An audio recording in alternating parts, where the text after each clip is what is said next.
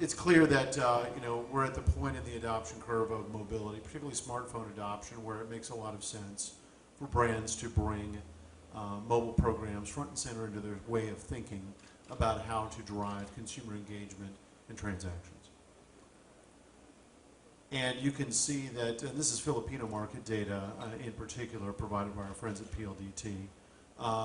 Now you've got over 100 million devices in market, 40 million of which are smartphones with all the capabilities of smartphones, location awareness, deeply engaging experiences, the ability to run specific applications deployed through various stores and so on.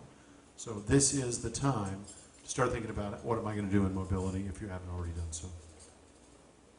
Now, the interesting thing that we found as we were exploring with PLDT how we can best serve this market is that there are really significant brands in this country in particular that haven't really done anything material in terms of deploying applications to consumers.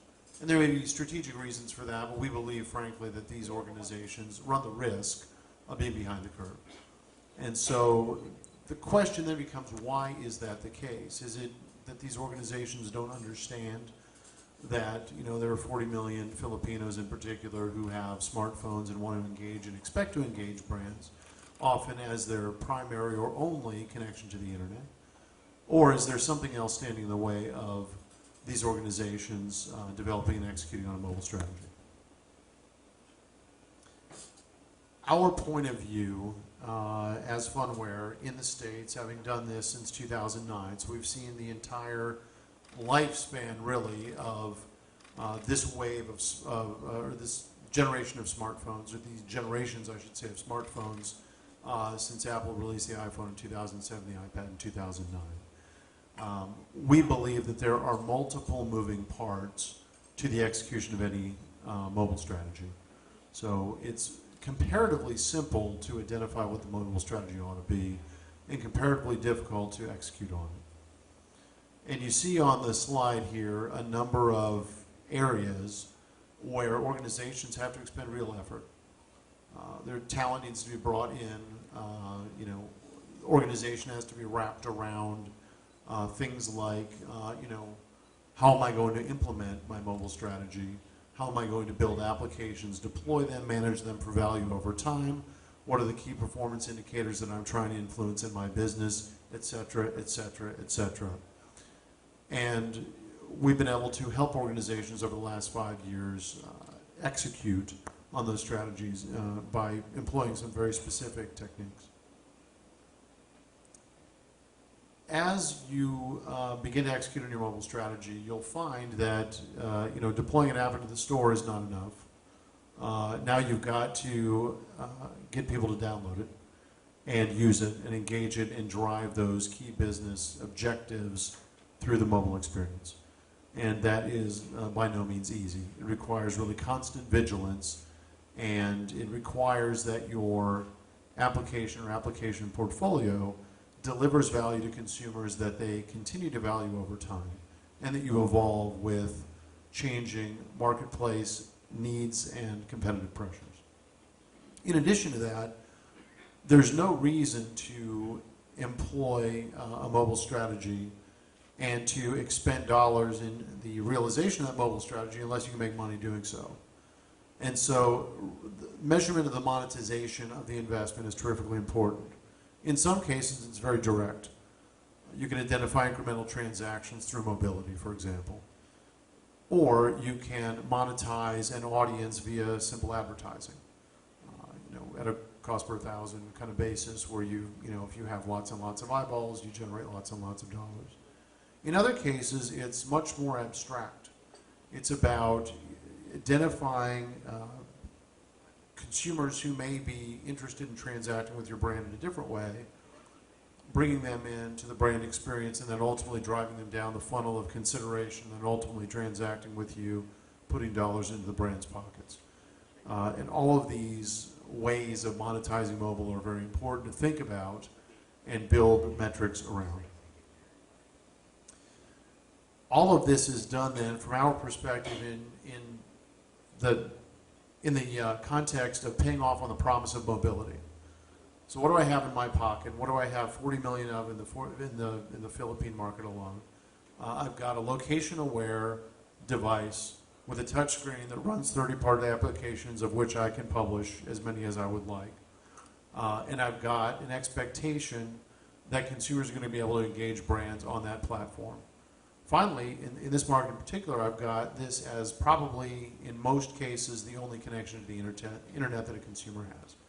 That's a terrifically powerful set of capabilities that I as a brand can use to drive value for the consumer and then for my brand. And so you start to think about, how can I touch consumers as they just walk through their day? How can I touch them as they wake up in the morning and consider what their activities of the day are going to be? How can I engage them as they're walking about in physical space in a way that may lead them past one of my retail points of presence, etc.? And then ultimately, how can I create a one-to-one relationship with the consumer using this smartphone in their pocket that will help to drive value to them and to my brand? The answer is that we have partnered with PLDT, bringing a couple of sets of capabilities to bear. So PLDT obviously has wireless, wireline, cloud, and web services that are deployed today in tens of thousands of companies around the region. And that's a terrific portfolio that is demanding digital transformation in various ways. And so we've partnered with them to deploy our Multiscreen as a service solution for these brands, using PLDT essentially as a partnership channel. We've established a joint venture and so on. We're making a real investment in the region. We bring to the table 500 million plus transactions a month of various sorts that are being executed via mobile for our existing portfolio of customers, and billions of indoor and outdoor user events, which are characterized as engagements with various applications that we've delivered to market. That's a very powerful set of data. We're driving a big data asset here as well, using this market then to augment that, and then we're going to be able to deliver consumer behavior insights based on that big data, and then use that to build more valuable, more performant applications in market. Phunware has won some awards from various publications, et cetera, in the States. Point of the matter is that we've been doing this for several years, and we understand how to engage consumers mobily, and we're delighted to be able to bring those capabilities to this market. And you can see some of the logos that we worked with globally. Those should be largely recognizable. So the solutions that we bring to market are really driven by a plan, build, grow, and service model for how you should do mobile. So we can help in all of those dimensions and do some of the leading brands of the world. I'm not here to give you a sales pitch, certainly, but this is a rubric under which we've been able to find ways to deliver value throughout the mobile life cycle for the brands that we work with. And so, we can help build a mobile strategy for brands in partnership with, PLDT locally here or standalone in the States and elsewhere. We can then build applications. We've got a platform on which we build these applications. It's native first, mobile first, and it yields time to market and total cost of ownership benefits to brands who elect to work with us. We can then help you grow an audience using our performance advertising solutions that help to aggregate eyeballs to the applications that we deploy into market for you, which is key, obviously, to scaling the monetization. And then finally, we can help to manage and evolve those applications over time. So each of those things need to be solved for, whether you work with Phunware and PLDT or anybody else, or if you elect to insource all of your mobile application development and really life cycle management. But make sure that you're paying attention to those four phases and make sure that you have the right kinds of solutions and staff in place for each. This really kind of is a very simple graphic depiction of the complexity of the ecosystem in which mobile is deployed. So what do you have? You have hardware delivered by multiple companies in the case of the Android operating system. It's a little bit like PC clones back in the 80s. You've got software provided by primarily two global organizations in Apple and Google.